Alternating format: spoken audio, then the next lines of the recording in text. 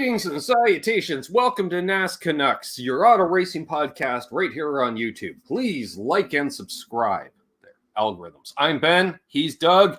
We're talking Las Vegas action. All three series were in action. Didn't realize the trucks did not take a full month off after Daytona like usual. It's kind of nice to see. So, top three series in competition. We had qualifying / warm-up. I'm not calling it a practice. Warm-up, because you're barely getting the engines up to temperature. Yeah, and I'll get in. I heard some stuff yesterday that we can get into that a bit later. Just about the practice stuff. What one of the drivers thought or is thinking anyway about practice. Fair enough. So truck series starts off the action. We had nice full field of trucks, which is usually the case in that series. That seems to be the last bastion of the, hey, Doug, I got some money. You want to put together a chassis and see if we can have some fun racing? Sure. Or, hey, I bought this old KBM chassis or what have you. And so over half the field? The other half is still running old KHI equipment. Yeah. But let's get that guy out of the race. He shouldn't be racing. Yeah, right. Yeah. Which, hey, look, Kyle was running the truck race because the sun wasn't running until Saturday. So he had Friday free to race. Yep. Plus, I noticed because he had the JBL sponsorship, I'm thinking at this point, we're going to see Kyle run, let's say 5 races. And each one of those is going to be that marquee sponsor that's on his other trucks the rest of the year. Yeah. Similar with Junior and the Hellman's deal. I think it's as much one of those deals as anything else. Yeah, we'll sponsor you, but we want to use you in our marketing. So we need you to run one race with that sponsor. Yeah. Fine. Okay. So, which was, it wasn't a total KBM show, but all their trucks were pretty competitive during the race. Yep. And I think we forgot to mention it last week. Return of the Onion. Yes. Mr. Bodine comes back. Yeah, he's just out there to have fun. First of 6, isn't it? I think so. Yeah. I think so. Aged 59, I believe. Yep. Yeah. So good on him. Why not? And, Todd's, I guess we'd, looking back, he's one of that upper echelons of truck series, multi-time champ, lots of wins, remember all of a sudden it's amazing when the right driver gets in the right combination of equipment, because all of a sudden, it's like at the age of 40, Todd Bodine learned how to drive and win races. Who knew? Yeah. Yeah. And like even he said, it took him about 5 laps of practice to actually be able to put it all the way down, pedal all the way to the floor and get it going. So it's, and good on him. He had a couple spins, but still, I don't think we thought he was going to be. Hey, he was hoping for a top 10, which who doesn't hope for a top 10? Yeah. Considering there's usually about 10 good trucks. So if any of them drop out, you got a shot at a top 10. But, which is a shot at any truck race of any of the top. Yeah. I can't even remember who the stage winners were. Was it John Hunter won both stages? You know what? With the not feeling good yesterday, still going on today, but I can't remember. Yeah, I even rewatched stuff and. For me, basically the highlight of the race, it came down near the end. We had a lot of cautions. Double-digit cautions. It came down to the Smith brothers racing each other. Not brothers, but name. Aren't they? No. Oh. Well, let's call them the brothers. It's nice to see them running against each other at the end of the race instead of during. Yeah. So and really, we'd always heard a lot about Zane. Zane. But now it was Chandler going up in there because let's face it, was it 2 years ago last year?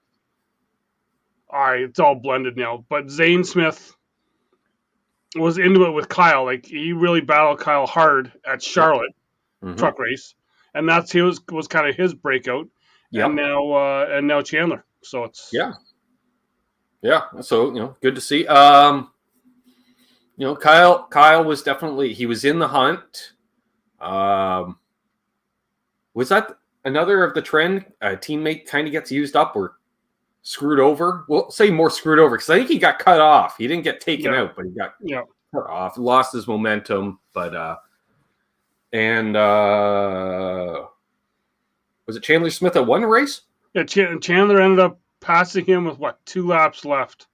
Right. I believe, or just going to the white flag. But still, I think it was a good battle. And that became the story of the weekend, the battle to the end. Yeah, which has kind of been the trend throughout this season, more in the Cup Series than anything else. But and it's not NASCAR deciding to let's make it competitive and throw a caution at the end of the race to bunch up the field. So they say, hey, he only won by a margin of this much. Yeah, but he had 10-second lead 10 minutes earlier. So, but the new generation trucks seem to be performing well. I haven't seen anything crazy going on in that respect. And let's say Chandler Smith won. He's got good equipment, KBM, and well deserved because he's bounced around a bit in the series and stuff, and he's still young and good to see. So, other than that, not a whole lot stood out in that race. Stuart Friesen with 4th place finish. Yeah, which actually teammate to Todd Bodine. As Todd is running, it's a Friesen truck. Okay. So he's a teammate. So it's his wife's truck that Todd's running, basically. Because they have that part-time second truck that Jessica runs. Yep. At least for the dirt race. And I think Martinsville, too, maybe. Something like to that. Like another short track or something. So that brings us into Saturday. Saturday, where we had Xfinity practice and qualifying and Cup Series practice and qualifying. Xfinity practice, we had a couple people pushing the envelope a bit, and which is good to see, Jeb Burton. And then we started the race. I'm trying to think any real news of notes going into the Xfinity race. Not really. No. A lot of hype on Gragson because hometown boy, one of the hometown boys. I didn't realize how many racers there are to Vegas now. Good on them. Damn Busch brothers, putting Vegas on the map. Yep, pretty much. Yeah, pretty much. So there is that, and actually, I think Gragson won both the stages, if I'm not mistaken. Won both stages, yep. And then there was that little bit of controversy we talked about off air earlier in the race. Was it like lap 7? Some people were saying lap 1, but it was actually like lap 7. Right. Which you and I had the conversation off air as well. That I was it was lap 3. Was it something? It was lap 3 because that's when I realized because the audio on my TV screws up where it only does the left and right channels. It doesn't do the center. So when I start a race, it's sort of like, remember when we used to tune into Formula One and they just have like the ambient audio of just, background noise and they're doing all these great shots. And it felt like you were in the garage area. Same deal. And until I realized, I'm like, wait a minute, there's no commentary. And they didn't say crank it up or let her rip or whatever the hell. So I had to fix it and start over the race. Well, I had that issue as well too. So it wasn't just you. Fair enough. So dang soundbar. Anyways. So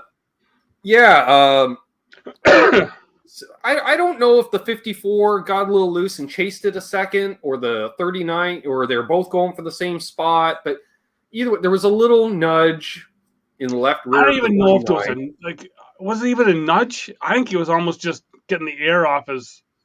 No, because there was a difference of coloration on the.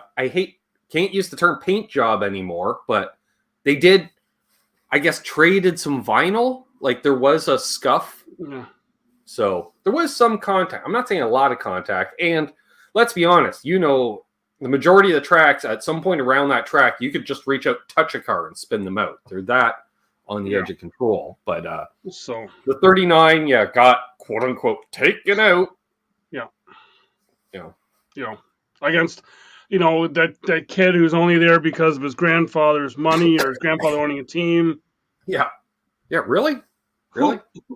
Who owns your team, Mr. Sieg?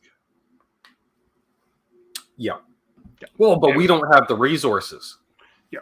How is that different? That's not young Gibbs' fault.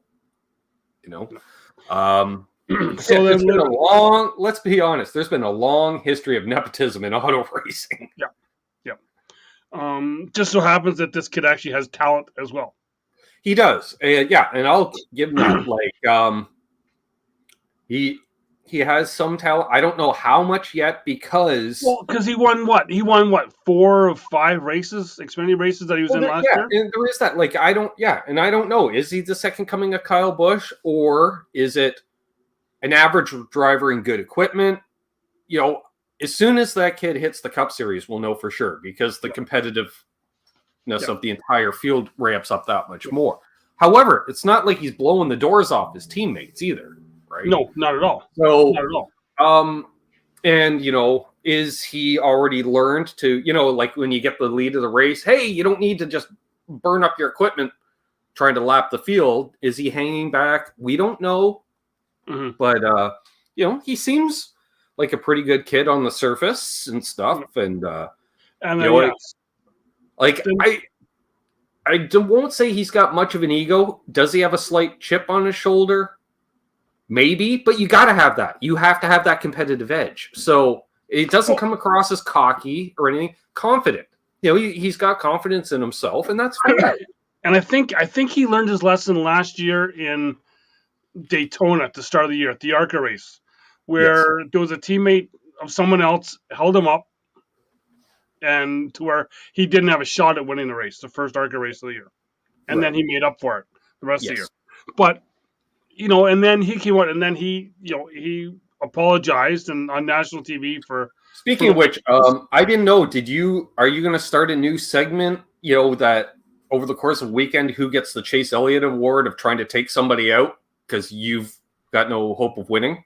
Because we saw the 39 did some repairs and then basically tried to take out the 54. To go 2 other cars. It was weird because at first I wasn't sure if he was just blatantly trying to take him out or he knew he was starting to spin and they went, oh, by the way, the 54 is on your outside. And he went, you know what? I'm going to let off the brakes. And whatever happened. You could tell he was going back in the field. Yeah. Like it was. Yeah, well, the rear end was starting to come off already too. Yep. So I think NASCAR had black flagged him from what I've heard because they I think they could sense what was coming. Either that back lid coming off or who was actually coming up on his right. It started to come loose during that lap, and NASCAR's pretty quick about that. And let's be honest, he's one of the few cars out there with damage, and NASCAR watches those cars because of crap flying off them due to no fault of your own. Doug, I thought that crush panel was going to hold. I didn't realize it wasn't going to hold at 180 miles an hour. It happens. Yeah. But and so he was he did his little move, which at first I thought he was slowing down to enter the pits, but no. Whiffed on the 54. Yep. Got the 02 and the 2. Yep. 2 guys who are just minding their own business, going fine out there. Was there an apology from Mr. Sieg to Moffitt in the 02 and to Sheldon Creed in the 2? We don't know. Because as Mr. Sieg rolled off the track, NASCAR said, we need you in the hauler now. Yeah. And they said, you can enter pit road, do not stop on pit road, take your car directly to the garage area, park it, and go and meet us in the hauler. But while you're sitting in the hauler, we're going to watch the rest of the race. Then we will come see you after the race. At our convenience. Yes. Yeah. That's true. So, So, which is, hey, it's a little excitement for us, the viewer. Hey, why not? Hey, look at that. These guys have tempers and personalities and such. Exactly. So then I think I don't want to say it was a calm race after that. We had a little bit of snow. Yeah, brief, very brief. It was funny because Monday I had the same weather where it was rain and then 10 minutes of snow during the rain, type thing. But first of all, I was like, rain at Vegas? Yeah, it happens once in a while. Snow at Vegas? Even rarer. Yeah. So, yeah, that happened, which is always a good reason to extend your recording timers on stuff if you're not watching live. And so that happened. Sure. Variety, I will say a variety of competitive teams out there. That's for sure. This year, which is good to see. And who even won the race? So we'll come down to Gregson and Gibbs. Never mind. That's right. Right? Which I thought was a great battle. And then Gibbs made the pass. Noah was, I'm gonna give it to him being frustrated for what's that, like the third time he's finished second at his home track. I happened to catch some of the pre-race show from where they do it from the Race Hub Studios with that giant curved screen. And I know you're looking at a camera and a monitor, because you're doing the remote in, and they got Gregson. Camera, monitor. He's looking off this way the whole day. Oh, yeah. Looking at anything but the people he's talking to. I don't understand it with that kid. As I will say it to my, go back to my other podcasts I do, but I'm looking at a blue light on my camera, but there's a red light that's right there usually. Yeah. Look at the light. Go to the light. Follow the light. Exactly. Follow the light. Follow the light. And I will say, so Gibbs won the race, and right after thanking God, which I get, very religious family, he immediately didn't just do the, oops, sorry, 39. Like, it was a good 20-second apology. Yeah. And he explained how, I know you're a family team, I know, it sucks, blah, blah, blah. Like, he did go a little above and beyond, like almost to the point, where you don't need to send a text or a phone, call the guy. Yeah. Almost. You should still send him a text. Just saying. You might not return the text, but you should send one. Mm-hmm. So there is that. We had that kind of leads us into, I guess, cup practice. Yes. So it looked like for one of the first times this year's, we had to go to the Gibbs team had to use their backup. It wasn't a backup. It was a team car.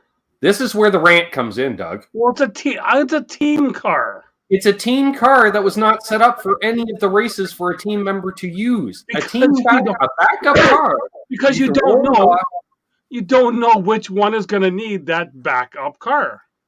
That's so true. Which means you don't put a seat in it or anything like that. That's fine. But you know what you do? You put the shocks and springs for that track on the car. Or an engine. Well, we just hung a bunch of spare parts on the car in case we needed to rob parts off it, like it's a car, your backup Chevette's in the backyard for parts for your current Chevette. We know because anybody in Canada bought a Chevette as a winter car growing up. They always came in pairs for whatever reason. It was $500 for two Chevettes. One of which was ready for the road. So, Doug, you and I, we've been to race shops. We've been to the Hall of Fame. We've been to the racetrack. What I'm saying is we've been inside a modern race hauler. Yes. Right? Yes. There's all these drawers and cabinets that you can put parts in, spare parts for your car. That was what I'm saying. Yep. The fact that they only had one backup for 4 haulers to haul means, and each one of these haulers holds 2 cars, there's space for 3 entire cars. How many totes and parts bins could you fit in those haulers for spare parts? As we've talked about on other shows, how many spare parts do they have in the ready? Well, enough that you could have put those parts in the drawers and not on the car. But if they're on the car, that guy may need those parts. It depends on which It's guy. a lot quicker to open a drawer and take out the part than it is to, what size sock? With the ratchet and pulling the parts off and busting knuckles and cursing at your crew chief and cursing more at the driver. I gotta have the 190 shocks to the 200. Screw you. You don't even feel the difference. Well, and as I say, it was a team car because all 4 teams, every guy was working on that car for that 8 hours to get it back in shape. I thought it was they mentioned it had Denny Hamlin's rear glass in it. Yeah. What does Denny get in a rear glass that nobody else has? Like, what? Well, it's because it's in case maybe they were thinking it might have been Denny. So that was a Denny's rear glass because, like I said, there's parts of each guy's car on there. What is it about it that makes it Denny's glass and just not Gibbs' rear glass? Like, does Denny have like a bifocal made into it? Is it a prescription rear window?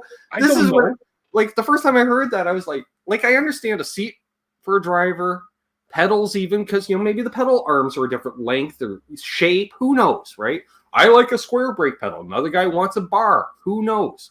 But a rear glass? Like, I understand a Hamlin windshield because it would have his freaking name on the top. I don't know. A Hamlin, and I checked during the race. I'm like, do they put their names on the rear glass too? No, they don't. So I don't know. I don't know. I don't know. I will say the tech, continuing the tech coverage of the car, because I noticed it, because a couple guys spun during practice. Clint Boyer was shot. Oh, they're getting flats and they're not bottoming out. And then he mentioned it during the race as well. And Danica's like, yeah, because we had Danica in the booth. I have another coverage of her doing SRX commentary for my rant on that. So, I have another rant about all that. Guess what? They did exactly what I said they would do. Clint comment, the front of the car is higher and the rear of the car is higher and they're not bottoming out. That's right, because they raised the ride height. Anyways. So my other rant about stuff going on there was that 5 teams pre-qualifying had people turfed. Right. Because of that. So, and as I've said, the geniuses on the Book of Face, one guy commented, this is stupid. Why are they doing why are they turfing people for illegal cars pre-tech? No, it's not pre-tech. No, you're presenting it for tech. Well, it is. It's during tech. It's not pre-tech. Yeah. It's during tech, so that there's no illegal cars going out for qualifying or practice. Now, you can be as legal as you want pre-tech. Like, you can unload that car out of that hauler, and you're going to have to back it up far because there's space for 2 and you only brought 1. And you could have a 25-inch rear spoiler on the back.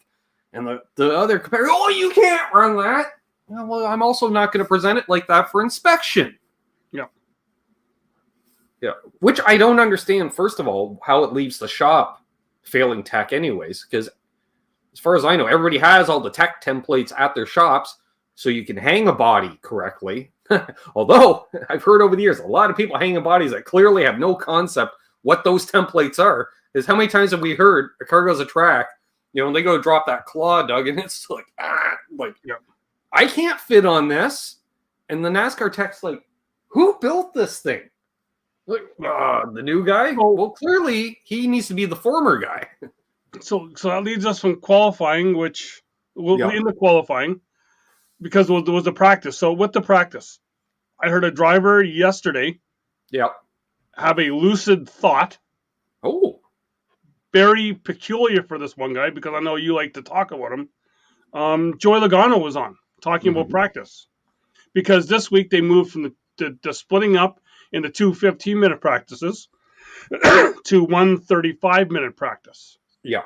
And he's like, you know what? With the way these cars are now, that they're coming to the track and they are how they're supposed to be, that really the practice, you don't really need all of that 3 90-minute sessions of practice anymore, because all you're doing is you're shaking down the car for your seat, for you're just making sure nothing's falling off. Everything runs. There's it's all to make you comfortable, right? Which then leads back into Tyler Reddick at Fontana because I'm not sure if he maybe even has started to have the same issue again this week. So it's all car comfort. So it's nothing to do with the car. It's just how stuff is set up in the car. Yeah. Right. So that's what, when he found out that when they did the 15-minute session of practice at Fontana, he was fine. But it was the 20 minutes into the race that he started to feel everything start to tighten up and lose feeling in extremities. Right. He's like, they now know that in order to see if he's comfortable in the car, they have to run all 35 minutes of practice now. Right. Whether they need to or not, they have to see if he's feeling okay in the car. Exactly. I get it. I get it. Makes sense to me in that respect. And another tech thing, because it didn't really pertain to the race per se, but the Toyota overheating problem from last week. Yes. We got a cause and solution of that, which was Toyota was not running the blocker that I thought they may have been running in the system, which also Clint suspected, and Larry Mack, because that's what we thought it might have been. They're running a more no, Toyota decided, hey, we're going to run this filter screen, which I get going from dirt track racing. We'd hang the screens basically right over the front of the car.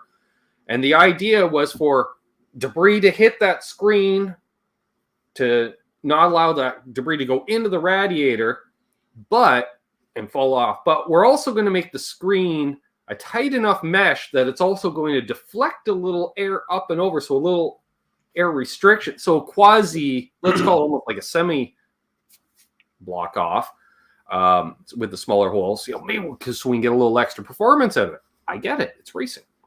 The problem is the holes were small enough that they just got clogged up instead. And guess what they're not running this week or this past week? The screens. Oh, yeah. And that's what being that you're racing in a desert. And we had talked about that earlier last week when I had heard David Wilson from TRD talking about that they weren't running the same exact blocking system that they had for Kyle Larson last year for one race where they forgot to take it out. They were just they had completely blocked off. Yeah. Woo. Yeah. Yeah. So Kyle Larson Kyle Busch gets a backup team car. Yeah, which everybody thrashed on, which was fine, and they got it all done. And you know what? Kind of glad he didn't win the race, Doug, because if he won the race with a quote-unquote backup, what does that say about the rest of the field? Yes. Right? So, although he had a chance there coming down to the end, that guy's had a lot. You know what? He tried to take himself glad to get back to the East Coast. I think he's done with the West Coast at this point. He has not had the best of times. No, and because he spun out a couple times and still managed to get back up the front. Like that was a fast car. It was a very fast car. Kudos to the guys that wrenched on it because that car was not prepared in any way, shape, or that's old school. Like you might have a bit of a data sheet based on what the primary was set up as far as heights and adjustments and this and that, but still, you're not sitting there in the shop going, okay, I need to do it. No, it's like we got to fix it now. We only have so much time. And I like it that NASCAR allowed the other teams essentially to work on the car. And it was 8 hours of work. Yeah, and because technically nobody that wasn't a Kyle Busch team member should have been working on that car. But harken back to grassroots racing, Doug gets taken out in the qualifying race and the car's a piece of crap, but he's in the points hunt. Guess what? All of his competitors are over wrenching on his car to get him out for the future. Yeah. So, again, I don't have a problem with that. Use your resources. Other than that, so let me get to the race. We get to the race. Yeah. And I found there was a lot of single car spins. Yep. Kind of reminded me with the new asphalt at Charlotte, where, coming out of the corner, if you just got in the gas a little too hard and it would come around. But it wasn't so much of just getting in the gas a little too hard. It was a bit of it was wind related, I think, because some of the guys were mentioning how, like, when there was a wicked crosswind, they would love going into turn 1 on the outside of another car because it blocked the wind. Yep. You know, so, which I've never heard that before, but makes sense to me. And then to continue with drivers complaining, Briscoe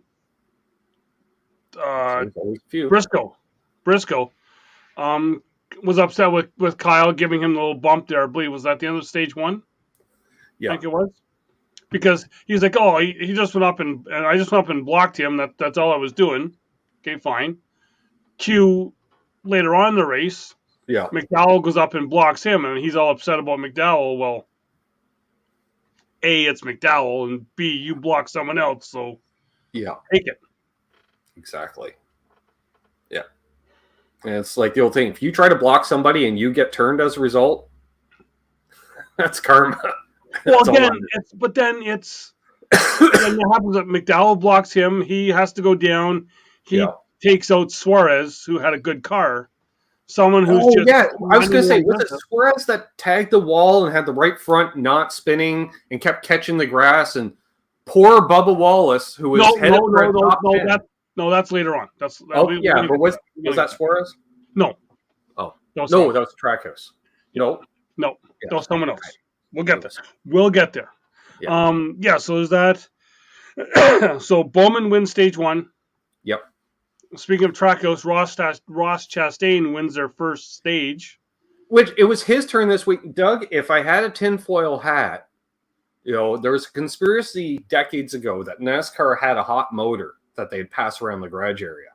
So for a different independent to be competitive each week. And it almost seems like that this year. There's like a small team or a surprising team that runs right up front, where every week so far, and we expected at Daytona, all of a sudden, like the 34 is all of a sudden competitive. Well, of course, he's in the draft or what have you. But my God, Chastain was like on it. It reminded me like with Childress last year. All of a sudden, we're like, holy crap, where'd they come from? Like, where did Chastain come from? I'll talk more about that a little later on here as well too. And he's taken a class in the offseason on smartening the F up, because he isn't driving the way he used to. He's not driving over his head, trying to win everything in every corner. Like, I won't say it's because it's a different owner. Right. But yeah, so Chastain wins stage 2. Then we get to near the end, and I texted one of my friends who's there is a big Washington football team fan. So I was like, hey, you're getting a battle here. The end with the way Truex and Busch were going. Like, no one was catching them. They were just battling out. Truex was better in 1 and 2, then Busch would be better in 3 and 4. Yeah, that was fun to watch. A lot of crossovers and slide jobs, which was, I don't know, is this what we're going to see, Doug, going forward? Because it's been 2 weeks in a row of run around the top, to keep that momentum up, and then you dip under. Yeah. So then my other friend that was there, I was messing with him about how he was saying how it was his first race as well. It was awesome, even though he was sitting in the and I had to show Ben some of the pictures I was getting, because he just happened to be sitting in the Pennzoil suite. So he was showing me all Pennzoil and how they got to meet Joey Logano, and we would have got tossed. Yeah. It's great that you all came here today. I like to drive fast. Yeah. So I was texting with him about how, like, you're seeing a great battle for the lead, and he's like, oh my God, did you see that? And I'm like, you're live. I'm probably a couple second delay. Right. So then I'm waiting. And then it was Eric Jones nailing the wall, going to the inside, losing steering, coming back up. And if Bubba's still not puckered. Yeah. He left turn and and then left turn, look up, and oh shit, there's the pace car. Yeah, he almost took it. He had to go to the right. And let's be honest, that would have been the pace car driver's fault. Well, and he stopped, so he must have got something in the ear, like hit the brakes, because he looked like that guy that's trying to pull out of the alley between two buildings in traffic. Can I go? No. I bet you the pace car driver puckered for a second because he's gas brake. Yeah. Oh yeah. But so then that led to pit stops, and then it got people are questioning those pit stops at the end. So with Busch and Truex taking 4, right, the other guys taking 2, with Bowman, Larson, and I believe it was Chastain taking 2. right. And with me, you've seen all day all those guys who spun single car spins were what? They had just took 2 tires. So it seemed like that 4 was the call to make. Now, Busch didn't give Bowman the push at the end like I thought he was going to, but,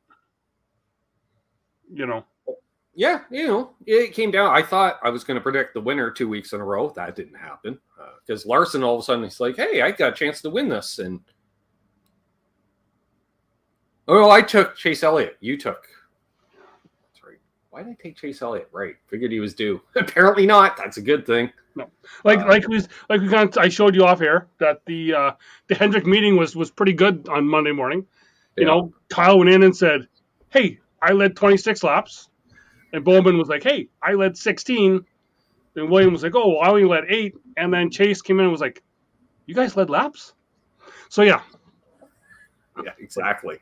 And Clint nailed in the booth. He goes, "Man, the team meetings must be great on Monday mornings this season because every week there's some kind of little dust up between teammates, close call." Bowman and Larson, they race clean. They do. And I like the fact that Bowman made a point of mentioning that. Yes. In his victory lane speech. Yeah. I don't have a problem running with Larson clean, and Larson doesn't have a problem with running clean with me. Take that, Chickaboo. Yeah. So I thought that was an interesting.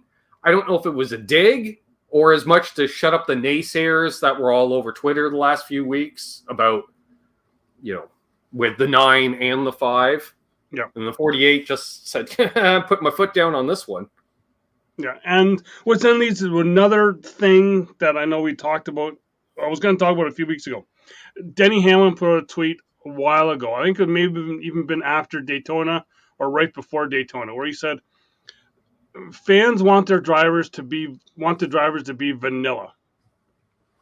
Right? Yeah. And if that was the case, Doug, sorry to interrupt, if that was the case, Jimmy Johnson would have been a mega star. Yeah. So, just don't say anything, just drive. Yeah. Then we go to last week, Chase doing all of his little bitching.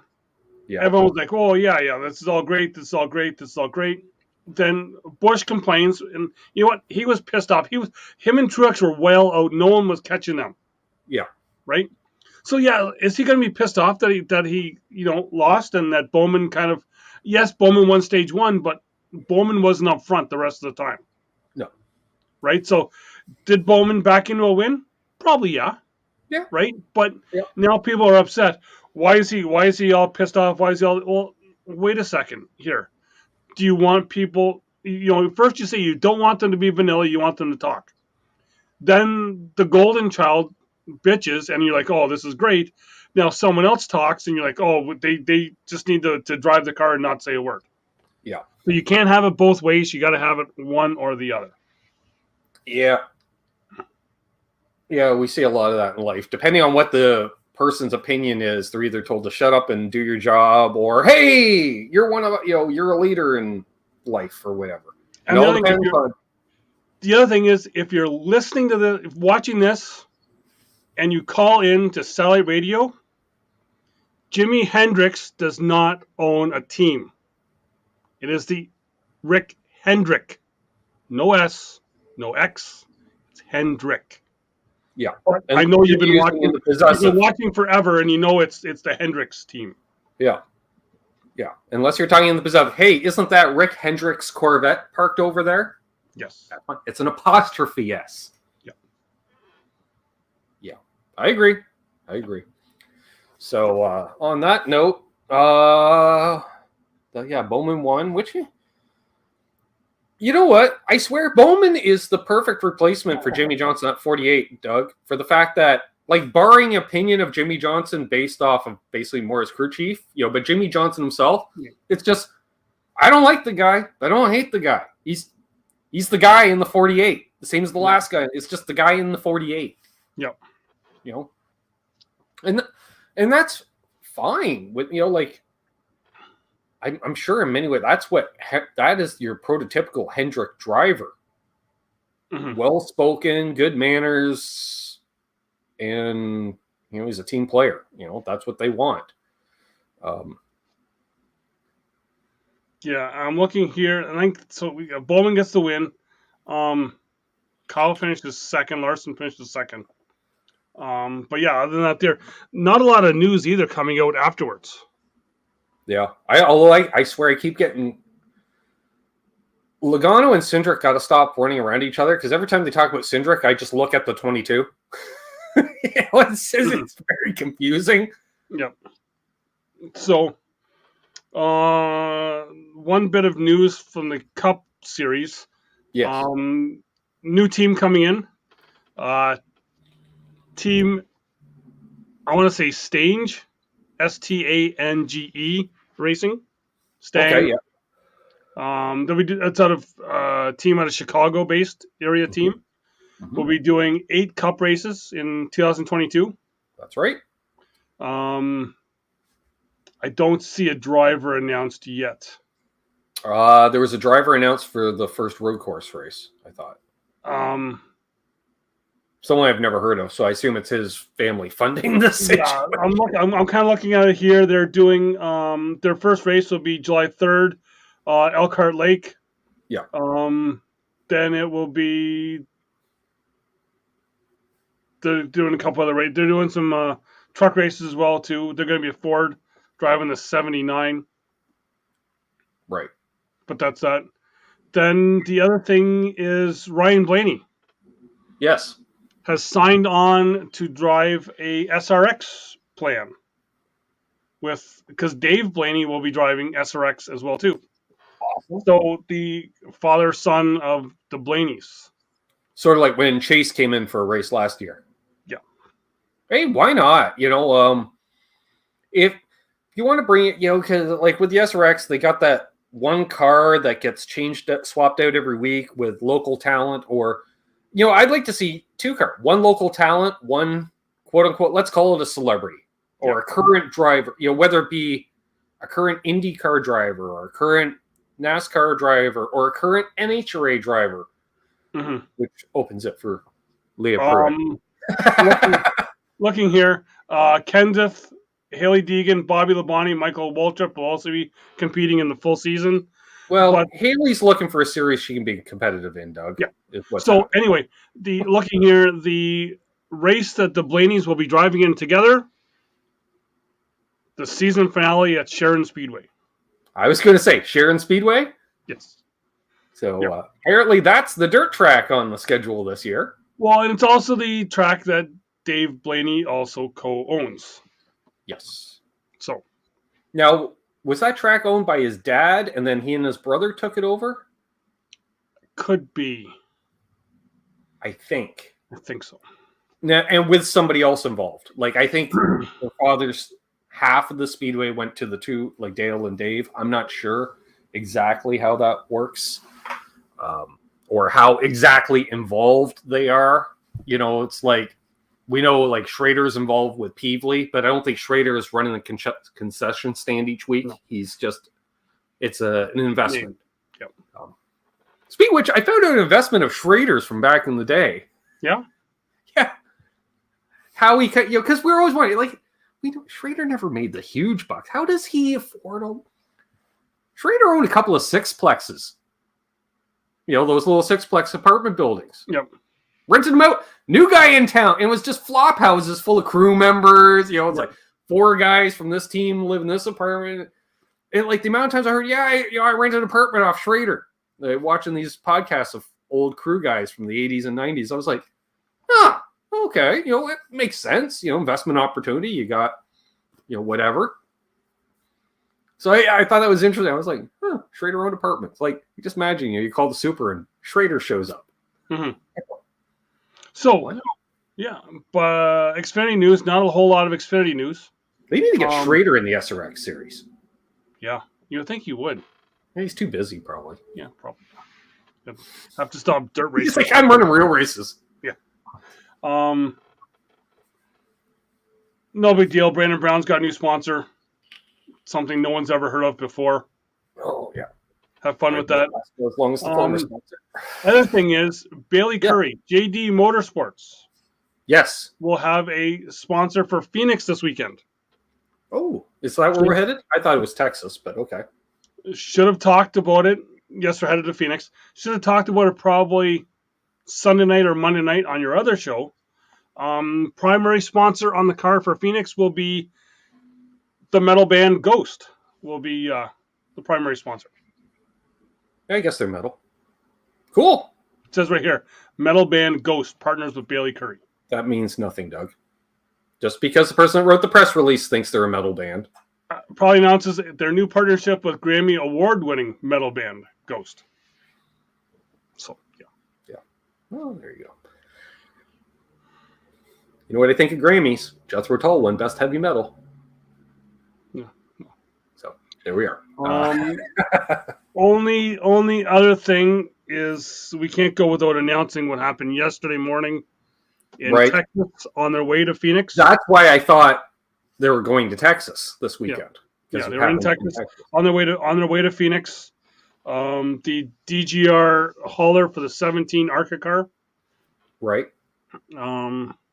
Fatal collision. Killed the driver. Not the driver of the hauler. Yeah, no, yeah. The driver of the hauler, yes. Oh, okay. Yeah, it was a hauler driver. I thought it was someone that the hauler may have impacted. No, it was their hauler driver. And looking from the pictures, two of the other people that were in the hauler, the other two co-drivers, I have no idea how they made it out. Looking at the pictures of it, it was just not good. So for Friday night, they're still unsure whether the 17 will be on the track or not. They were able to get the car. Looks kind of salvageable, but I'm guessing probably not. Yeah, and plus there's the want to do it, right? Yeah. Like there's some heavy hearts with the team, and we rip on the Gilliland family on occasion here on the channel, but believe me, our thoughts are with you guys and girls. Yeah, because we've seen firsthand just how those teams are, and it's like they said on the radio yesterday when I was listening to it, is that hauler driver, he's not just a hauler driver. No. He's the limo driver with everyone going to and from the hotels.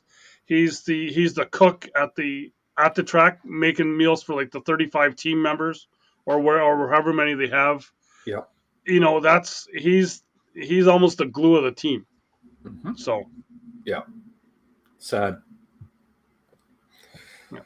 Yeah. Okay. Well, on that note, before we wrap things up, prediction for Phoenix.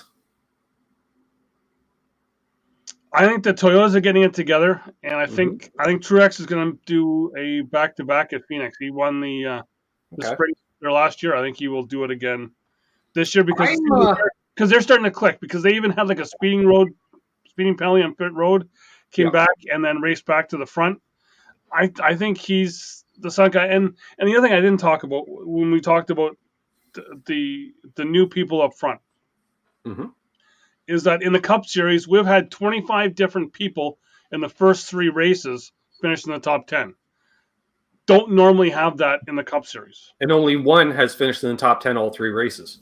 Yes, and even when you're watching the race, those the names that are being mentioned at the top are not the ones who are always at the top and are not the ones who actually win the race.